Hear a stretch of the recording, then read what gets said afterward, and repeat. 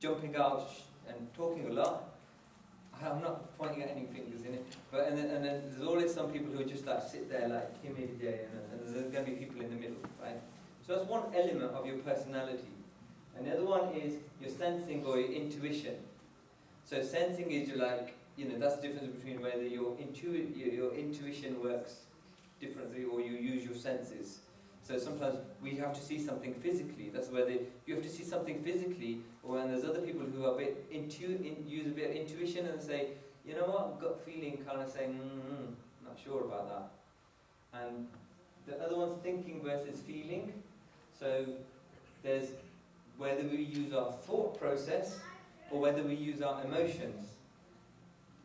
That makes us into different types of people. Some people think about it. Some people are saying, I feel sad by having to do that.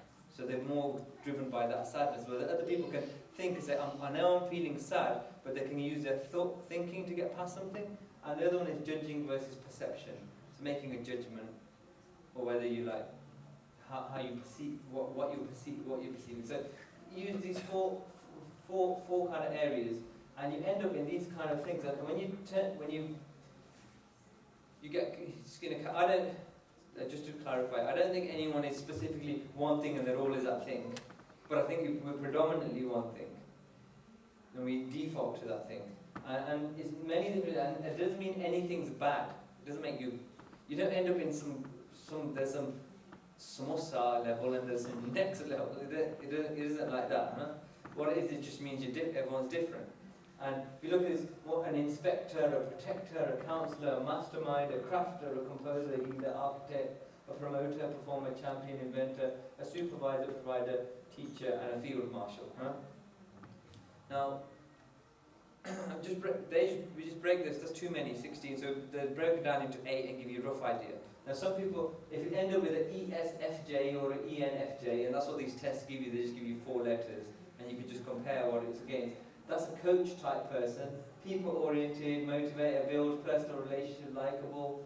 An E is an extrovert, it's an outgoing person. Now, if that person's always doing introvert kind of things, they might end up unhappy in what they're doing.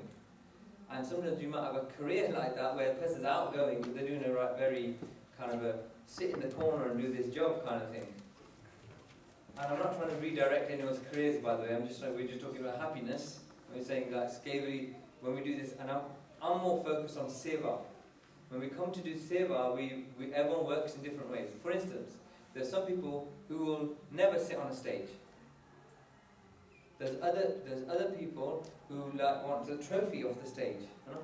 There's some people who never stand where I'm standing. There's other people who say, "Leave it, microphone, Mira, you don't belong here." You know? That's when we work out what type of seva we're good at and what we want to do, you know, and align ourselves to it, we'll probably end up happier in that thing if we do the right thing. That's kind of aligned to our personality. So there's this campaigner, introverted, feeling person, value-driven, has passion for key issues, focuses on important themes, champions cause, that kind of stuff. But on this right-hand side here, there's like when to use that type of person. So I manage at work. You guys some people might manage at work, but it's like, if you've got different types of people, there's some scenarios where if you use the wrong type of person in the wrong decision making, you'll get all negativity getting thrown at you, you'll think, I'll keep here. But if you use the right type of people, you can get past the problem. Now, here's something. So commitment from others, when to use it, when they've got commitment, is critical in sensitive situations. Not to use the top part type of decisions need to be forced through and conflict is being avoided. So you don't care if there's going to be conflict. It's not right to use that person as and again, this is just guidelines. I don't think it's a thing, but it just makes us understand these kind of things. Sometimes what we don't even know, and it doesn't even mean we have to use this as our guideline. It's just to think. Sometimes have a think. Who are you married to even? What's your family like? What's your parents like? And I just run through some of these other things like explorer, tries things that are new, prototypes, introduces change, looks for unexpected outcomes, creates new opportunities, experiments. So that type of person will be good in a group is stuck in a rut or the status quo needs to be challenged. So if you're stuck and we're not getting anywhere, it's good to use that type of person. But it's not good to use if there are already too many initiatives underway and some stability in it. So there's 55 projects going on. There's no point using that type of person. I remember, I'm talking it in a work way, but look at it in our life way as well. If we've got loads of things happening in our life at that particular time, that person might get frustrated. And sometimes that's where we need help. Sometimes we all need it, we're in different ways. Now, this one, innovator, develops long-term vision, produces radical ideas, forces. So it doesn't matter. I was evaluated as one of these. So radical change is needed, change is long-term activity. But when not to use a person like that is immediate dangers, and the group may not survive in the short term.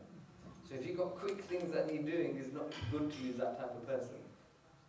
It was quite accurate for me anyway. But you know. And there's like just form. I'm not going to go through these in detail, but like the sculptor takes action, produces results, leads from the front, sets an example. So that's the extrovert type person. And there is some inertia or lack of achievement has destroyed motivation. When everything's down, it's good to have that type of person there. But it's not good to use that person if the group is being too expedient. Current success may ebb in the future. So again, curator, observes, listens, conductor, scientist. Analyzes and that kind of stuff.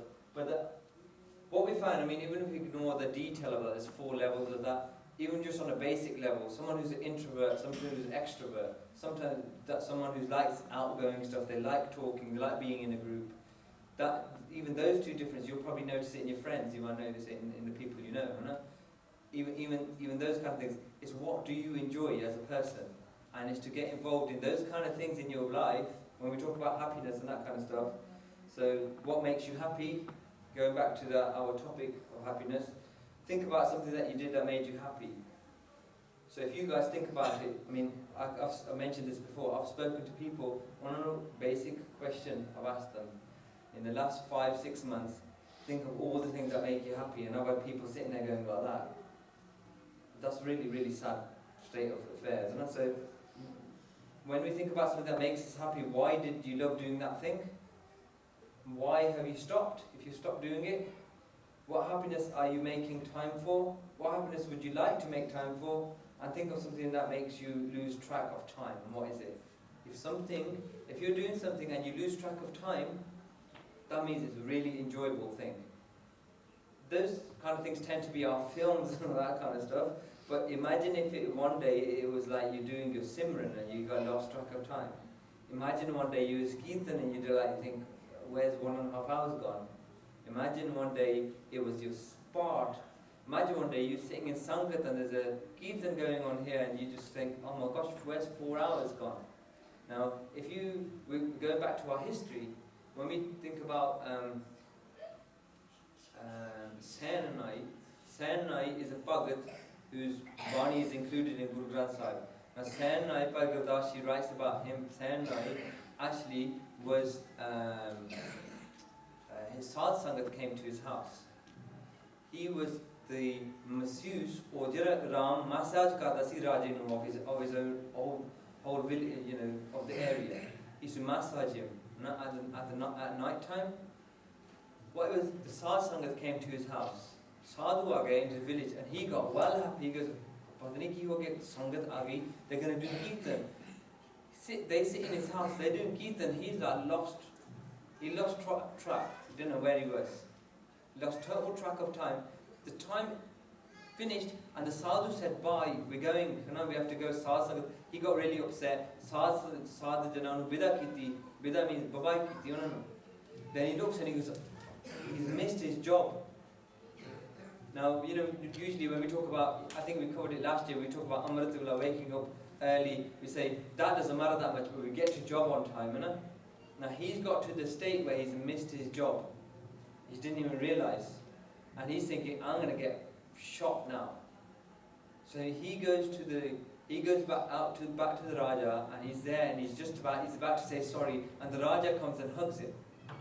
And he says, that massage that you gave me, He goes, all the problems, the pains I've had for all these years, I was trying to get it. He goes, it all went last night.